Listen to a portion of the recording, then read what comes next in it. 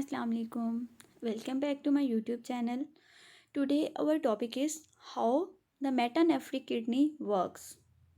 यानी जो metanephric kidney है वो काम कैसे करते हैं, और इसमें हम इस पे भी बात करेंगे कि काउंटर करंट एक्सचेंज मैकेनिज्म जो है वो कैसे होता है। अच्छा, अब जो मेटानेफ्रिक किडनीज होते हैं ना, उनमें जो फिल्ट्रेशन डिवाइस होती है, यानी वो डिवाइस जिसने फ़िल्टर करना है, सेक्रीट करना है, रीअब्जॉर्प्शन करनी है, वो होते हैं जी नेफ्रॉन्स। ठीक है। और मेटानेफ्रिक किडनी में ऑलमोस्ट 1 मिलियन नेफ्रॉन्स होते हैं। ठीक हो गया। अब हम बात करेंगे नेफ्रॉन के स्ट्रक्चर की, कि नेफ्रॉन बना कैसे होता है।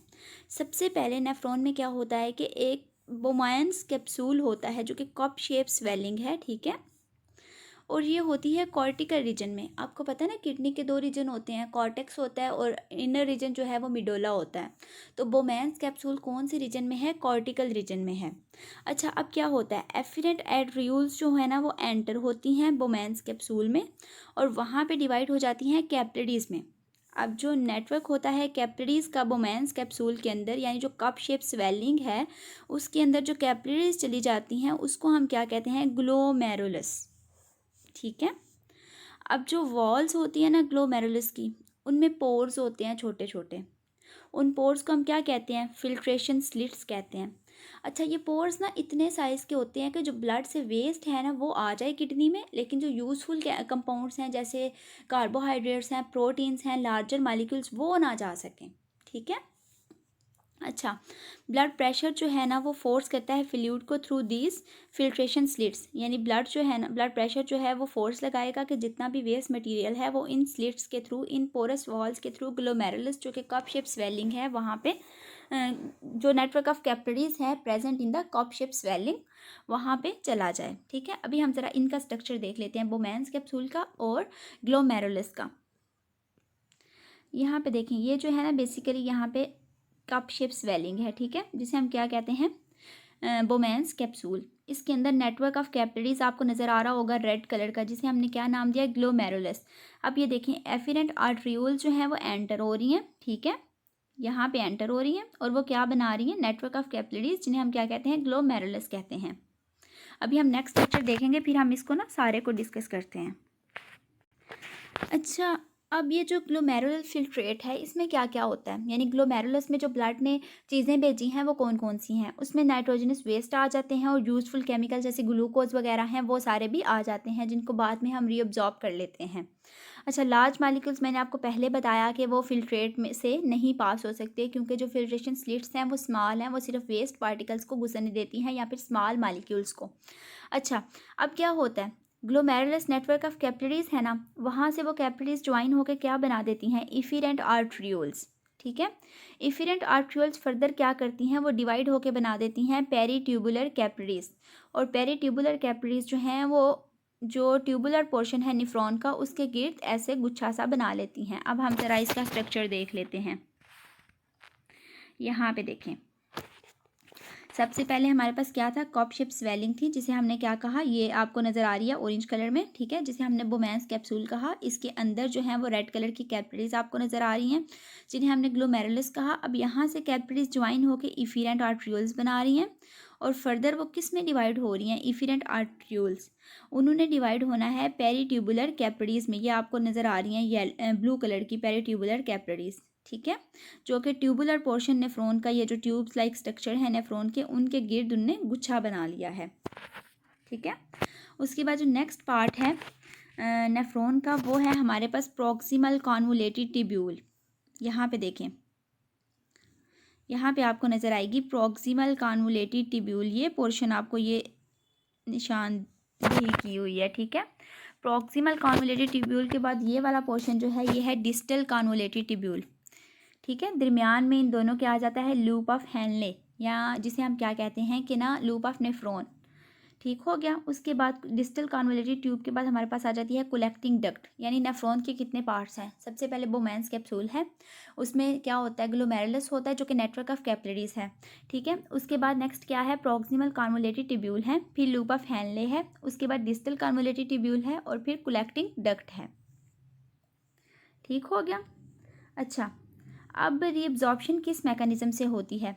एक्टिव ट्रांसपोर्ट से भी और पैसिव ट्रांसपोर्ट से भी। एक्टिव ट्रांसपोर्ट में आपको पता है एनर्जी देनी पड़ती है in the form of the ATP, और पैसिव ट्रांसपोर्ट जो है वो डिफ्यूजन की हेल्प से होती है from the area of high concentration to low concentration until the equilibrium attained. अच्छा, अब जो हार्मफुल केमिकल्स होते हैं ना, जो मतलब ब्लड ने फोर्स किया मटेरियल फिल्ट्रेशन स्लिट्स के थ्रू नेफ्रॉन में, उनमें जो हार्मफुल केमिकल्स होंगे वो ल्यूमन में होंगे, यानी जो स्पेस है ना टिश्यू स्पेस नेफ्रॉन में, उसमें प्रेजेंट होंगे हार्मफुल केमिकल्स। ठीक हो गया। अच्छा, अब आपको पता होना चाहिए कि जो किडनी है उनका सबसे बड़ा काम क्या है। कि हम ट्रस्टेड इन्वायरमेंट में रहते हैं ना, हमारे पास वाटर शॉर्टेज है, उन्होंने वाटर को रीअब्जॉर्ब करना है, ठीक है, और जो साथ साथ इम्पोर्टेंट केमिकल्स चले गए हैं वेस्ट में उनको भी रीअब्जॉर्ब करवाना है, और जो एक्सेस साल्ट है उसको रिमूव कराना है। ठीक हो गया। पहला तो काम क्या था कि नाइट्रोजनस वेस्ट रिमूव करा दिए। दूसरा जो किडनी का काम है उसने होम्योस्टेसिस भी मेंटेन करना है, कि एक्सेस साल्ट्स को भी रिमूव कराना है, वाटर को रीअब्जॉर्ब करना है, और जो यूजफुल केमिकल्स हैं उनको भी रीअब्जॉर्ब करना है। अब ह्यूमन यूरिन की अगर हम बात करें ना, तो 4 टाइम्स कंसनट्रेटेड होता है ब्लड प्लाज्मा से, यानी ह्यूमन यूरिन में 4 टाइम्स ज़्यादा सल्यूट होता है as compare to blood plasma, यानी साल्ट जो है उनकी एक्सक्रीशन हो रही है, ठीक है, और वाटर की रीअब्जॉर्प्शन हो रही है। कैमल यूरिन की बात करें तो उसमें 8 टाइम्स जो है ना वो ज़्यादा कंसनट्रेटेड यूरिन होता है as compare to blood plasma. Gerbils में 14 टाइम्स होता है और माइस में 20 टाइम्स होता है। ये जो कंसनट्रेशन होती है ना, कि मतलब ज़्यादा सल्यूट जो है वो एक्सक्रीट हो गया, वाटर रीअब्जॉर्ब हो गया, इस एबिलिटी की वजह से ये जो माइस हैं या कैमल हैं या जर्बल्स हैं, ये कैपेबल होते हैं कि डेजर्ट्स वगैरह में या ड्राई इन्वायरमेंट में रह सकें। और कुछ ऐसे होते हैं एनिमल्स जो कि ना मेटाबॉलिज्म से जो वाटर प्रोड्यूस होता है ना वो यूज़ करते हैं, जैसे कैंगरू रैट्स हैं तो वो सीड्स खाते हैं, कार्बोहाइड्रेट्स खाते हैं, ठीक है, तो कार्बोहाइड्रेट्स का जब मेटाबॉलिज्म होगा तो वाटर रिलीज होगा, वो उस वाटर को भी यूज़ कर लेते हैं इन द ड्राई एनवायरनमेंट। ठीक हो गया। अच्छा, इसके अलावा एक और मॉडिफिकेशन भी है टेरेस्ट्रियल एनिमल्स में, कि उनमें ना जो लूप ऑफ नेफ्रॉन है उसकी बेंडिंग होती है। आपने देखा ना, ऐसे था लूप ऑफ हेनले, ये डिसेंडिंग लूप था, ये असेंडिंग पार्ट था। ठीक हो गया। तो इसके थ्रू भी ना क्या होता है कि वाटर रीअब्जॉर्प्शन इंक्रीज़ की जाती है। क्यों? क्योंकि ये जहाँ जहाँ से पास करता है ना, वहाँ पे साल्ट कंसनट्रेशन जो आउटसाइड द टिश्यू है ना उसमें ज़्यादा कर देता है। अब देखें, साल्ट बाहर ज़्यादा होगा तो अंदर से वाटर जो है वो बाहर की तरफ जाएगा। डिफ्यूजन है ना, कि वाटर बाहर कम है अंदर ज़्यादा है, साल्ट बाहर ज़्यादा है अंदर कम है, तो वाटर ने क्या करना है, मूव करना है from the area of high concentration to low concentration.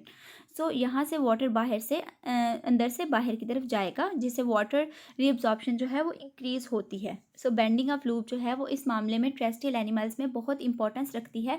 इसी तरह अगर हम एम्फीबियन में देखें तो उनमें लूप ऑफ हेनले नहीं होता, ठीक है, क्योंकि वो वाटर में रहते हैं ना, वाटर के नज़दीक रहते हैं और उनको ज़रूरत नहीं होती कि उन्होंने वाटर रीअब्जॉर्ब करना है। लेकिन इसके बरक्स अगर हम देखें डेजर्ट एनिमल्स में, तो उनमें जो लूप ऑफ हेनले होता है वो लार्ज होता है, यानी जितना ज़्यादा लार्ज होगा लूप ऑफ हेनले उतनी ज़्यादा वाटर रीअब्जॉर्प्शन होगी।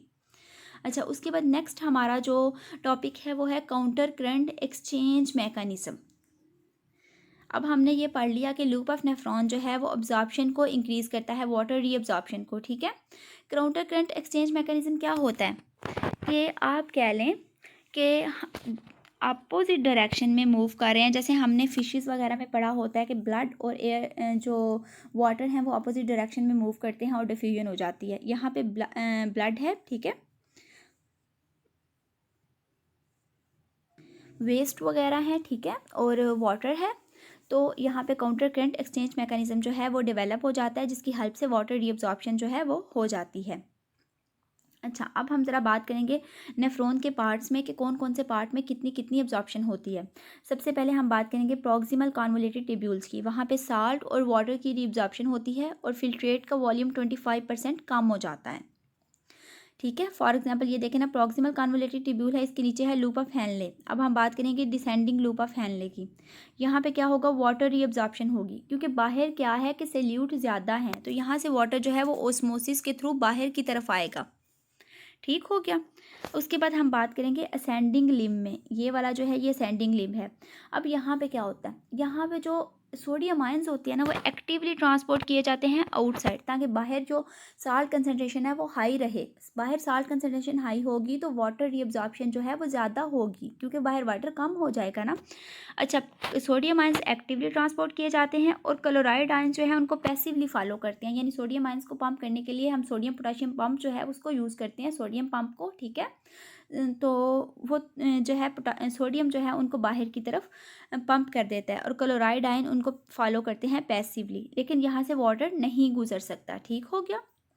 उसके बाद जो है ना, यहाँ पे देखें counter current exchange mechanism develop हो गया। कैसे? डिसेंडिंग लूप में देखें कि जो वाटर था वो पैसिवली बाहर जा रहा था ओस्मोसिस की हेल्प से, हमें एनर्जी नहीं देनी पड़ रही थी। ये डिसेंडिंग लूप है ना, तो वाटर पैसिवली जा रहा है। ये असेंडिंग लूप है, यहाँ पे एक्टिव ट्रांसपोर्ट हो रही है। ठीक है, इस तरह एक counter current exchange mechanism develop हो जाता है, क्योंकि दोनों जो हैं वो अपोजिट डायरेक्शन में मूव कर रहे हैं। अच्छा, उसके बाद क्या होता है, डिस्टल कन्वोलेटेड ट्यूब्यूल्स जो है वो एम्प्टी हो जाती है कलेक्टिंग डक्ट में। कलेक्टिंग डक्ट परमिएबल होती है यूरिया के लिए। अब यूरिया बाहर की तरफ जाएगा, ठीक है, एक्स्ट्रा सेलुलर फ्लूइड में। तो बाहर क्या होगा कि यूरिया ब्राइन बाथ, ब्राइन का वर्ड हम साल्ट्स वगैरह के लिए यूज़ कर रहे हैं, यूरिया ब्राइन बाथ कंसनट्रेशन जो है वो ज़्यादा हो जाएगी। ठीक हो गया। जितनी ज़्यादा कंसनट्रेशन होगी उतना वाटर जो है वो बाहर की तरफ जाएगा with the help of osmosis, और वाटर सिर्फ जाएगा डिसेंडिंग लिम्ब से। ठीक हो गया। उसके बाद पेरिट्यूबुलर कैपिलरीज जो हैं वो ये वाटर जो है उसको दोबारा लेके सिस्टेमिक सर्कुलेशन में आ जाएंगी। इसके बाद हम यहाँ पे देख लेते हैं ये जो अभी हमने सारी बातें की। सबसे पहले देखें, यहाँ पे हमारे पास है ग्लोमेरुलर फिल्ट्रेट। इसके बाद हमारे पास प्रॉक्सिमल कन्वोलेटेड ट्यूब्यूल्स हैं। यहाँ पे वॉल्यूम कितने परसेंट कम हो जाता है? 25%। उसके बाद हमने आना है डिसेंडिंग लूप में। यहाँ पे वाटर देखें बाहर की तरफ आ रहा है, क्योंकि बाहर साल्ट कंसनट्रेशन बहुत ज़्यादा है। उसके बाद बात करनी है हमने असेंडिंग लिम्ब की। यहाँ पे देखें सोडियम आयंस और क्लोराइड आयंस जो हैं वो सोल्यूशन में आ रहे हैं, जो बाहर एक्स्ट्रा सेलुलर फ्लूइड है वहाँ पे आ रहे हैं। Sodium actively, chloride ion passively. और जितनी ज़्यादा बाहर साल्ट कंसनट्रेशन होगी उतना वाटर जो है वो बाहर की तरफ आएगा with the help of osmosis. अब डिस्टल कन्वोलेटेड ट्यूब्यूल से भी देखें वाटर बाहर की तरफ जा रहा है। उसके बाद ये अपना सारा मटेरियल ले आएगी कलेक्टिंग डक्ट में। कलेक्टिंग डक्ट जो है ये इम्परमिएबल होती है वाटर के लिए, यानी वाटर यहाँ से बाहर नहीं जा सकता, सिर्फ यूरिया जा सकता है। ठीक है, यहाँ से यूरिया बाहर जाएगा, बाहर यूरिया कंसनट्रेशन और ज़्यादा हो जाएगी, तो डिसेंडिंग लिब से वाटर जो है वो और बाहर की तरफ जाएगा। तो ये था हमारा काउंटर करंट एक्सचेंज मैकेनिज्म। अच्छा, अब रीनल पेल्विस जो है वो यूरेटर को मिलाता है यूरिनरी ब्लैडर के साथ, जो कि एम्प्टी होता है यूरिथ्रा में। और जब यूरिनरी ब्लैडर फिल हो जाता है, टेंशन इंक्रीज हो जाती है स्मूथ मसल्स में। उस टेंशन को रिलीज़ करने के लिए ना यूरिथ्रा के ना एंट्रेंस पे क्या होता है, स्फिंक्टर मसल्स प्रेजेंट होते हैं, वो रिलैक्स कर देते हैं और यूरिनेशन का प्रोसेस जो है वो हो जाता है। तो ये था हमारा आज का topic, how the metanephric kidney works. अब हम इसमें से ना नेक्स्ट वीडियो में MCQs देखेंगे कि कौन से पॉसिबल MCQs हैं जो इस वीडियो से बन सकते हैं।